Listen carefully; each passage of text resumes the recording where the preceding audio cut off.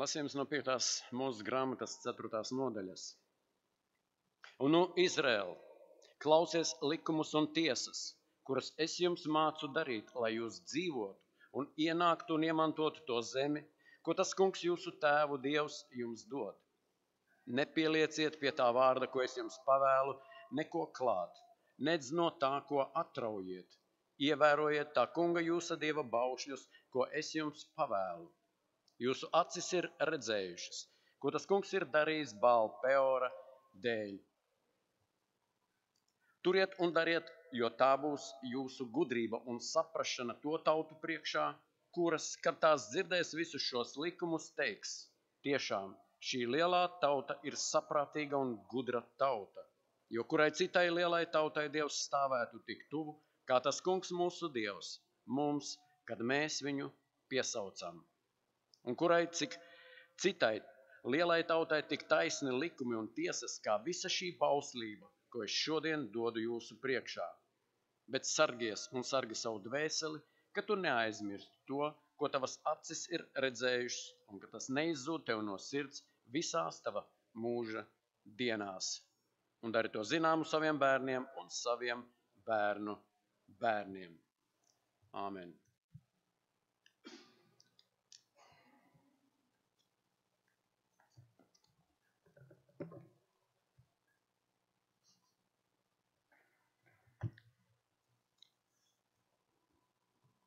Lasījums no Jēkaba vēstules. Šīs dienas prediķa vārds tēma. Katrs labs devums un katra pilnīga dāvana, lai nāk no augšienes, no gaismas tēva, pie kura nav ne pārmaiņas, ne pārgrozības ēnas. No brīvas gribas viņš mūs ir dzemdinājis ar patiesības vārdu, lai mēs būtu viņa radījumu pirmei. Ziniet mani, mīļie brāļi, lai ik viens cilvēks ir čakls klausīties, kūtrs runāt, kūtrs dusmoties, jo cilvēka dusmas nesagādā Dieva taisnību. Tāpēc nolikdami visu netīrību un lielo ļaunprātību, lēnprātībā saņemiet iedēstīto vārdu, kas var izglābt jūsu dvēseles. Bet esiet vārda darītāji un ne tikai klausītāji, paši sevi maldinādami, jo ja kāds ir vārda klausītājs un nedarītājs, tas līdzinās vīram, kas savu miesīgo seju aplūko spogulī, jo viņš sevi aplūko un aiziet un tūlīt aizmirst, kāds viņš bija. Bet kas ieskatīsies un paliks pilnīgajā svabadības likumā, nebūdams aizmāršīgs klausītājs, bet darba darītājs, tas būs arī svētīgs savā darbībā. Ja kāds šķietas Dievam kalpojam un nesavalda savu mēli, bet maldina savu sirdi, tā kalpošana ir velta. Tīra un neapgānīta kalpošana Dieva tēva priekšā ir šī: pieskatīt bāriņus un atraitnes viņa bēdās, sevi no pasaules pasargāt neapgānītu. Āmen.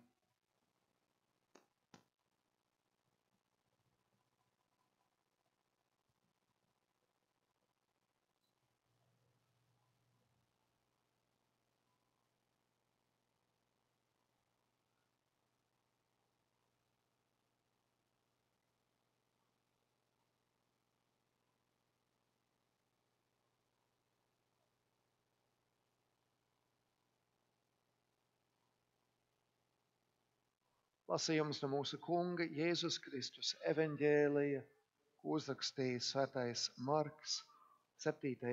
nodaļā.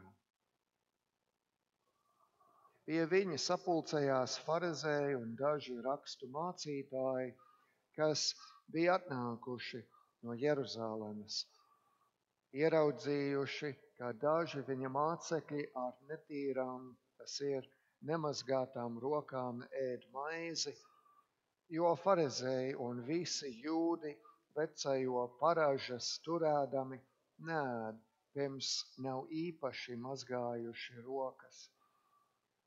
Tāpat no tirgus pārnākuši, tie neēd, iekams nav šķīstījušies un vēl daudz citu viņi uzņēmušies ievērot vīna kausu, kannu un varu trauku šķīstīšanu.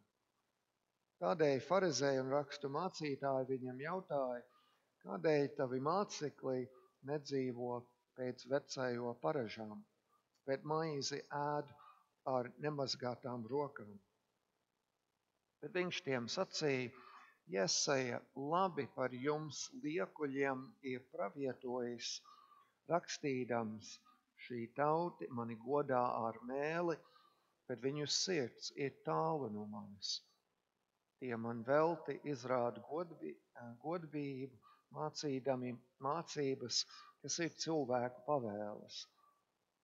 Dieva baušli atmetuši, jūs ievērojat cilvēku paražas. Un ļaudis atkal pieaicinājis, viņš tiem sacīja, klausieties mani visi un saprotiet. Nekas cilvēku nespēja sagānīt, kas no ārpuses viņā iet, bet kas no cilvēka iziet, tas viņu sagāna. Jo no iekšienes, no cilvēka sirds iziet ļaunas domas, izvērtība, zādzība, slepkavība, laulības pārkāpšana, alkatība, ļaunprātība, viltība, izlaidība, skaudība, zaimošana, lepnība, muļķība.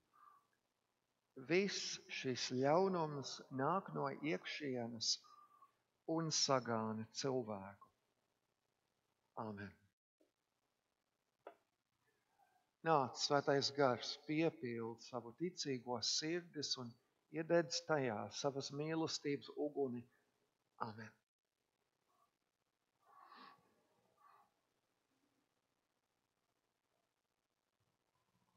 Es domāju, ka es varu teikt ar diezgan lielu precizitāti, ka mēs visi esam sastapušies ar cilvēkiem, kuri sola, ka darīs vienu, bet izdara citu. Respektīvi, cilvēkiem, kuri netur savu vārdu un ir mūs pievīlījuši. Mana tante bija tāda. Nevienu reizi viņa apsolīja mums ar brālēniem un māsīcu, ka mēs pēc peldēšanas dabūsim saldējumu. Bet vienmēr kaut kas pa ceļam viņu sadusmoja, kas bieži nebija saistīts ar mums. Un redzi, saldējums nebūs. Ir viegli šādam cilvēkam neusticēties. Un kaut ir svarīgi atpazīt šādus svārstīgus cilvēkus, lai paši netiktu pievilti.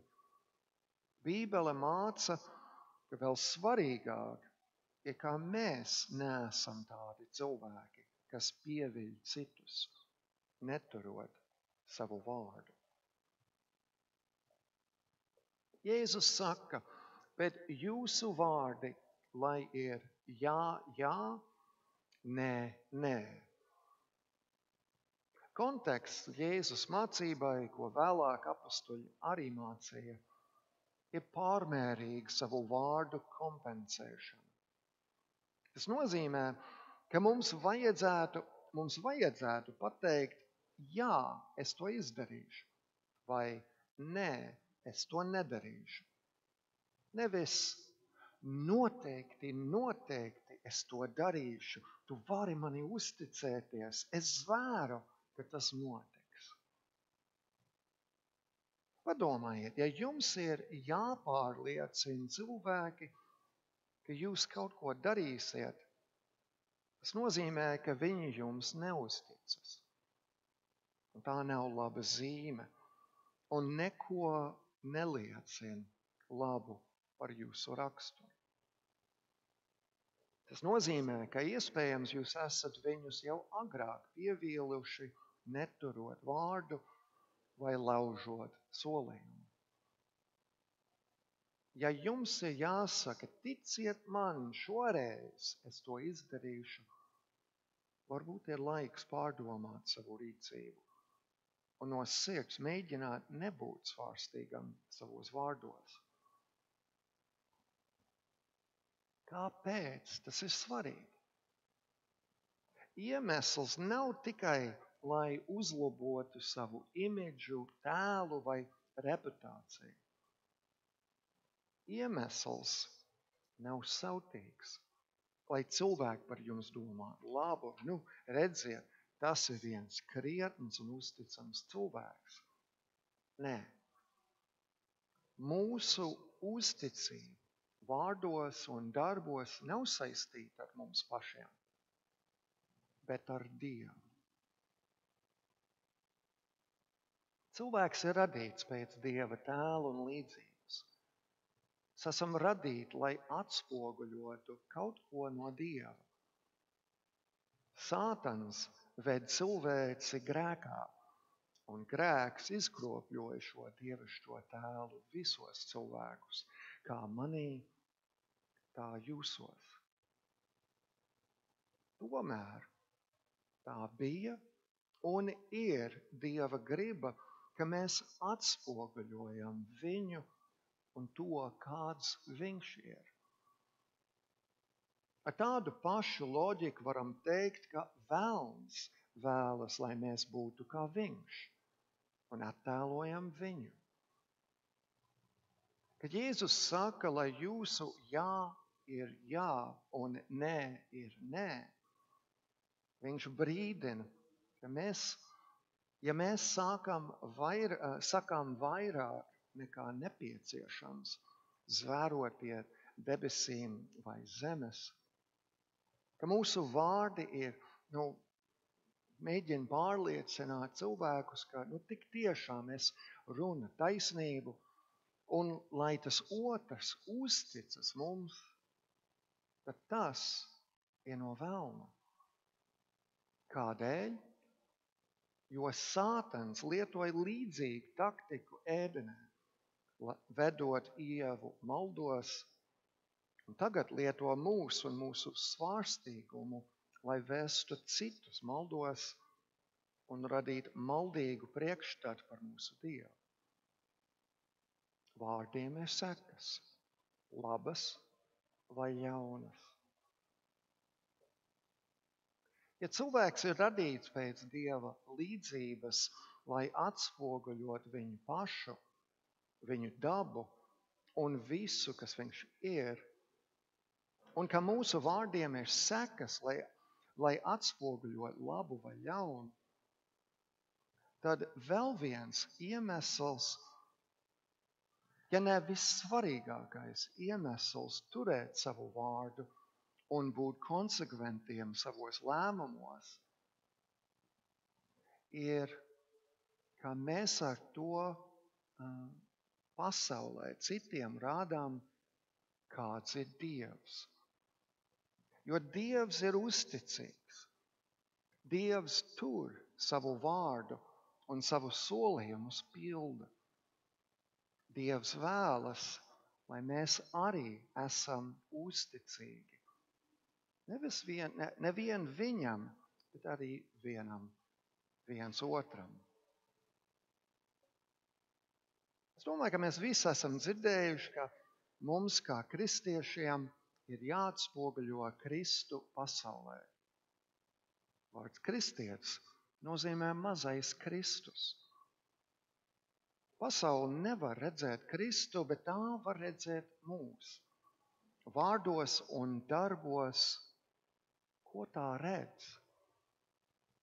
Kad turam savu vārdu, mēs rādām, ka Kristus tur savu vārdu, ka viņš ir uzticīgs un patiess.